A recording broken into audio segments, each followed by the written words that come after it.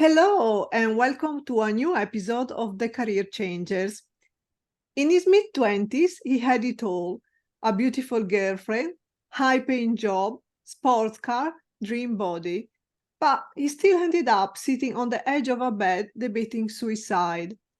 After his rock bottom moment, he went all in on holistic self-improvement, determined to overcome his anxiety, depression, and to finally live the life he always dreamed of. Years later, after focusing on learning what he didn't know and unlearning a lot too, his life started to shift. Our guest today is Kevin Palmieri, CFO of Next Level University, Global Top 100 podcast coach, consultant, trainer, and speaker. Today, we are going to talk about his life story and what you can learn from his experience to get to the next level in your life. Hi, Kevin. Thank you so much for joining us. Absolutely. Thank you so very much for having me. I appreciate it. So I'm really excited to learn everything about your life journey. So let's start with your background. How did you start your professional life, or better, what was your first job? The first job I ever had, I worked in a butcher shop for all of one day because I was doing dishes and I hated it. I did not like it at all. So I think I lasted a day there. And then my first quote unquote real job, I worked at a gas station pumping gas. And in the summer, it was really cool because I got to work outside with my friends. In the winter, it was not cool because I was very cold all of the time. But that was my first real big boy job. And what was your dream job when you were a child? I had a bunch of different ones. I think a lot of young children, they do the police officer, firefighter. I had those. I wanted to be a professional wrestler. That was a big one for me. And I also wanted to play baseball professionally. That was also one of my early desires as a young child. So you like sports a lot. I do. Yeah. And I actually ended up in high school, I was training to fight mixed martial arts. So the wrestling thing kind of came together in a way, in a different way. So I did pursue that for a few years until I got hurt. So what is your educational background? I graduated high school and I realized after high school, I did not want to go to college. So I started working. When I got my first quote unquote job, I think I was 17 or 18. So I've been in the workforce since I was 18. But at one point in my life, I went to the fire academy because I wanted to be a firefighter. That was another piece of my life. So I have graduated the volunteer fire academy and I have the certifications that go with that. But that is as far as my furthered education has gotten. Hmm. So part of your story is hitting rock bottom, and it all started when you were very young. You felt like you had many things, but all of a sudden felt unhappy and depressed. What was happening in your life? I had a lot of external results that I had assumed were going to make me feel a certain way internally. I thought if I have a nice car, I'll be more confident and I'll have more self love. Or if I have a beautiful partner, I'll be less insecure. And it just got to the point where I had made the most money I had ever made. My girlfriend at the time left me. I was depressed. I was anxious. I knew there had to be more to life, but I just didn't know what it looked like yet. So I spent most of my life trying to look good externally. I wanted to look successful. I wanted to look wealthy. I wanted to be in shape, but I spent very little time working on me internally.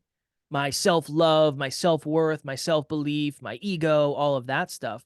So I think really what happened in the simplest terms is my external life looked really good. Internally, I did not feel that way. And there was too big of a difference between what my life looked like and who I actually felt like as a man. Hmm. So at some point you started a journey of holistic self-improvement. How did you come to the realization that you needed to look inside instead of outside? It took a while. As much as I'd like to say when my girlfriend left me, I immediately knew that is not the case. When she left me, I was very hurt and I was devastated. And I'm sure I thought she made a giant mistake. And I'm sure I had a lot of ego at the time. But in reflection, probably a year later, in reflection, I remember thinking every relationship I've ever had that has not succeeded, I'm at least 50% responsible for. I mean, are we really going to say it's always the other person's fault? And I don't think that's true for me, right? So No. that gave me a little extra necessity to say, okay, I want to be comfortable in who I am as a man. I want to be proud of myself. And I already know all the external stuff isn't going to fix that. Let me try this other thing that I haven't done before and let me see the results I get from that. And it was a very good timing in my life because I started hanging out with my friend who is now my business partner, and he was all about self-improvement. So he kind of led the way for me on what books to read, what books to listen to, what TED Talks to watch. So I had someone in my corner who was rooting for me, and I think that helped me stay on track and focus on the stuff that I should have been watching. Hmm. So, do you remember a specific book or something that was the beginning of this journey of self-exploration? I mean, I'm older, but I remember my mom, she has two books. And at the time, no one was talking about positive thinking and everything. Mm. It was an American author. So I remember where everything started. So where was the beginning of your journey? The first self-improvement book, I guess it isn't even really self-improvement, it's finance improvement, was Rich Dad Poor Dad. So the first book I ever remember reading was Rich Dad Poor Dad. But an early book that really, really helped me was a book called Mindset by Carol Dweck. I didn't understand that I had a very fixed mindset. I didn't know what a growth mindset was. I thought the way I am today is the way I'm going to be forever. I just always had that assumption. So that to this day is one of the most powerful books I've read just because it helped me understand myself at a deeper level. So Rich Dad Poor Dad was the first one. And then I would say Mindset by Carol Dweck is a big one. Very interesting books. So you say the main thing that changed was me. That I think is a great quote because many times, unless someone starts this journey of self-exploration, it's easier to look at what is outside, what is Yeah. outside needs to change, but actually not necessarily the truth. So what did you have to unlearn and what did you have to learn to be able to change your life?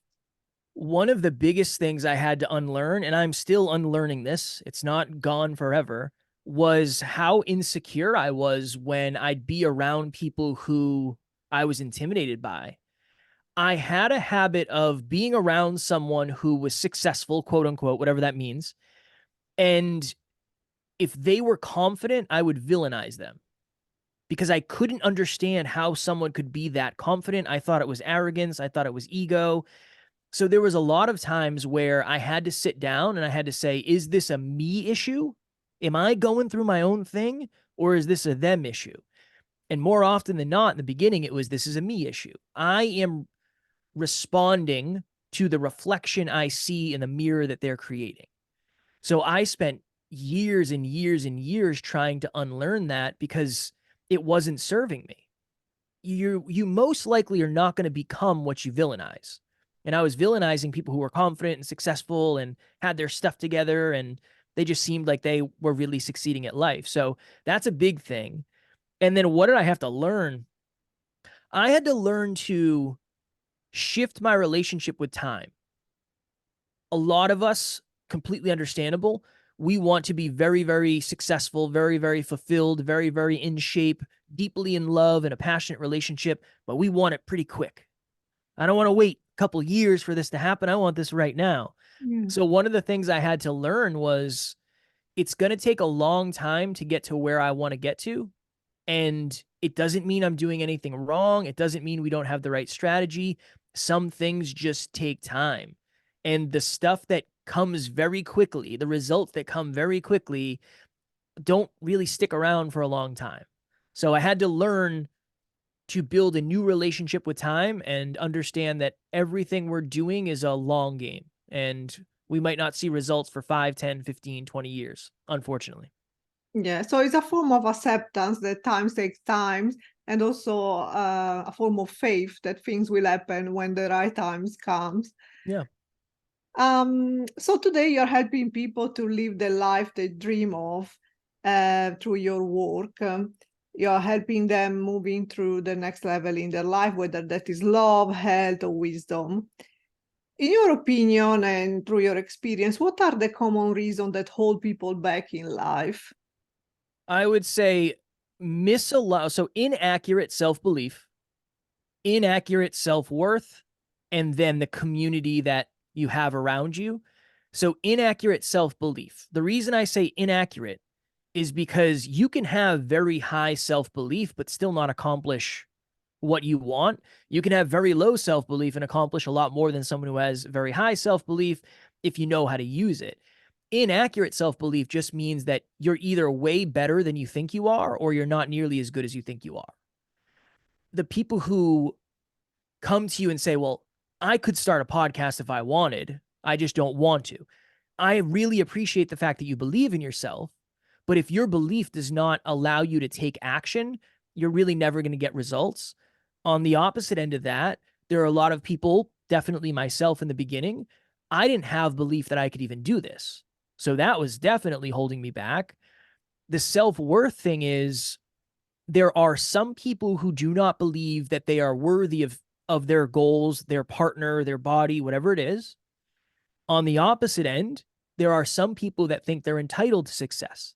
They're entitled to their dream relationship. They're entitled to make as much money as they want. That's not serving them. So anytime I say accurate, it just means your self-worth and your self-belief are accurate based on who you are as a human, which actually serves you. And then the community.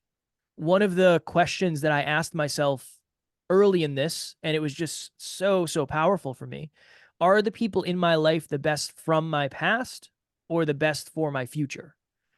And I didn't really like the answer that I had with some of the people in my life, and I had to make some challenging decisions.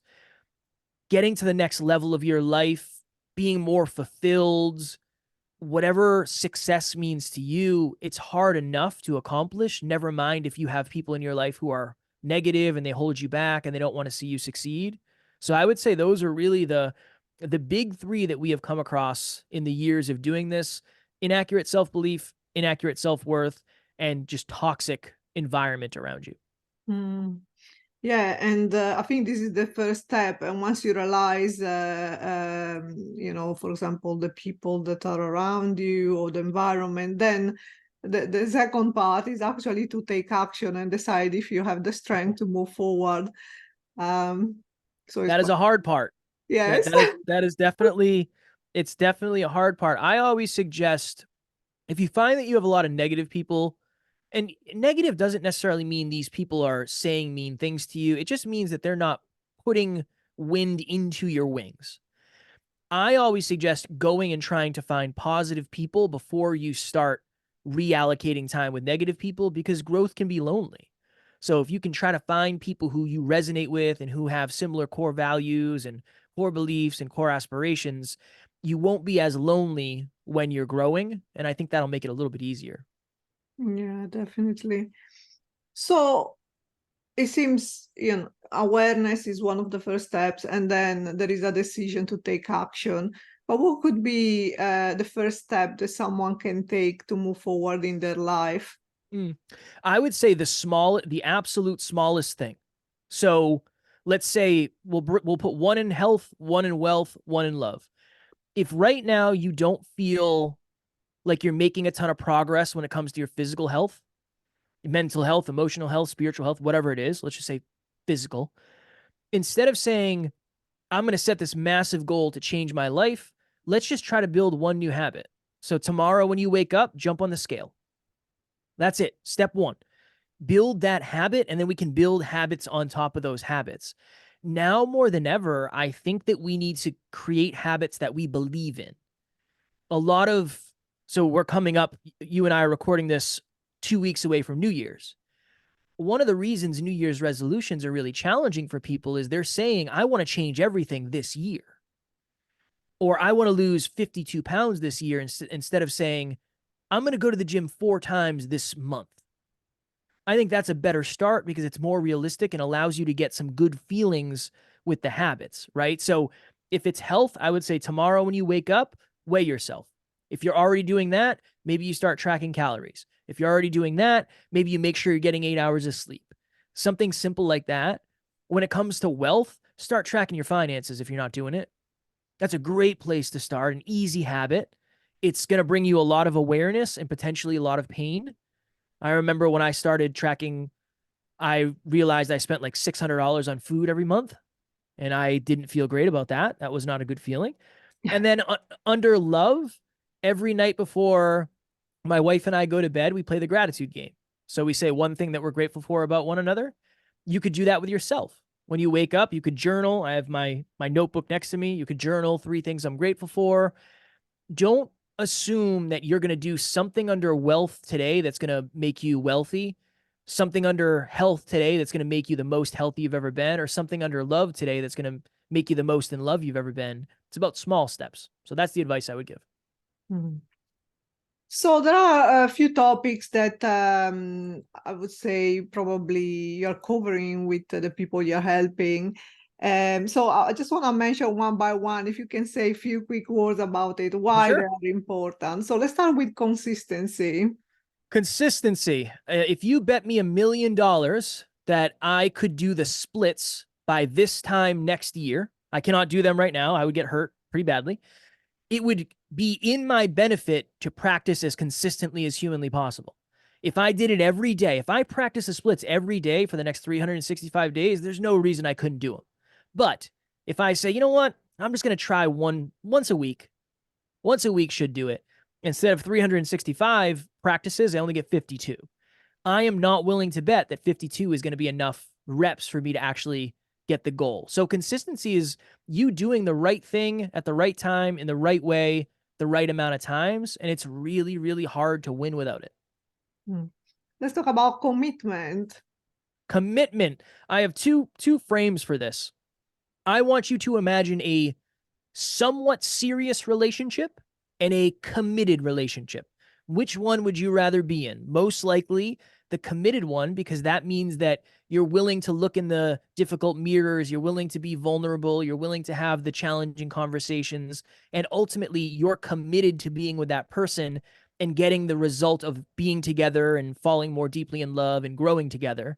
So commitment to our goals and our dreams is the same thing. It's when the alarm goes off and it's cold and it's dark and you don't want to get up, you have to check in with your commitment of how bad do you actually want this thing. And a lot of people might say, you know what, I don't want it as bad as I said I do. Then you can pivot, and that's not necessarily a bad thing. So commitment is just the desire we have for the outcomes that we are chasing. Let's talk about habits. Habits. The biggest difference between the person you are today and the person you want to be eventually are your habits. And that's really why we get the results we get in our lives. And going back to something you said earlier, when I mentioned the biggest thing that changed was me, the reason I think that's a powerful statement, the place I got to in my life was not because of anyone else. It was just me making certain decisions for long enough and then unfortunately seeing the negative results of those decisions. Our decisions are our habits oftentimes. So yeah, habits are, it's just what you do. And what you do ends up creating what your life looks like. So start small. They don't have to be massive. They don't have to scare you, but start with something you believe you can do. And you never know what can happen 5 years down the line. I never thought we'd be 1,560 episodes in and I'd track a bunch of habits and I'd learn every day. I started tracking 5 things in the beginning. So 5 simple habits has turned into a very successful business now. That is habits in a nutshell. So you mentioned earlier on when we were talking about your story, mindset, how you had a wrong mindset at the beginning. So what is the right mindset? I think the right mindset is a growth mindset, and a growth mindset just suggests that you understand that maybe right now at this point in your life you feel a certain way, but that does not mean you can't learn more, grow more, evolve more. The way you are today is not the way you have to be forever, whatever that means to you. You can read more books and you can learn more and take classes and courses and YouTube. It's just the understanding that you are not fixed. You are not stuck in this position for the rest of your life.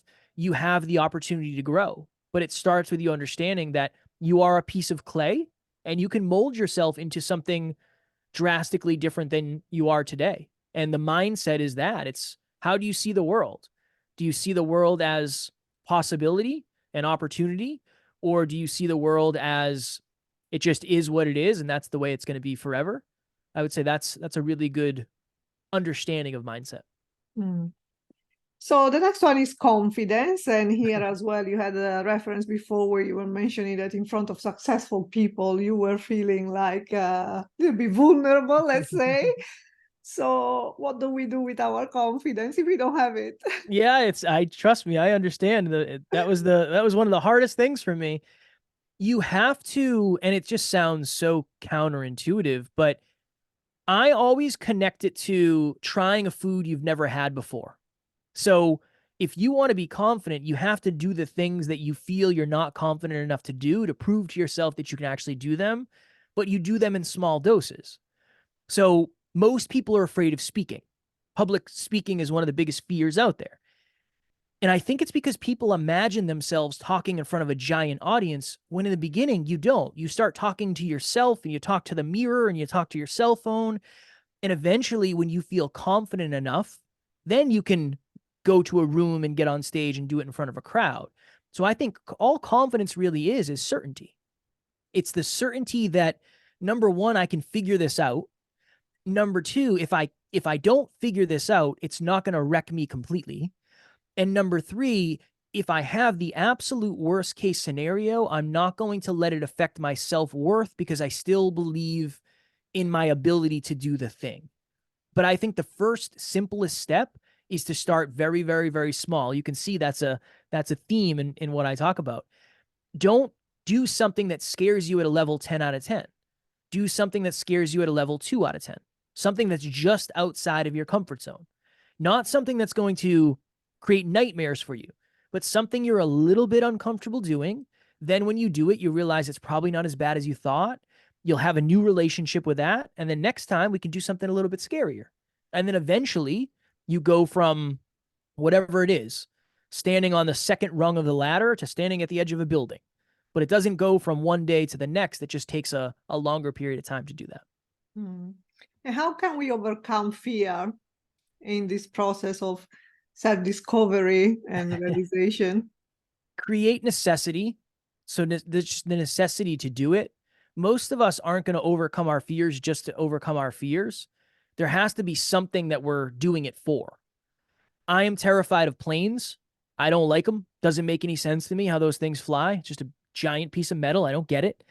But if I want to be a speaker who speaks all over the world, I'm going to have to get on a plane because if I don't, I'm never going to have that opportunity.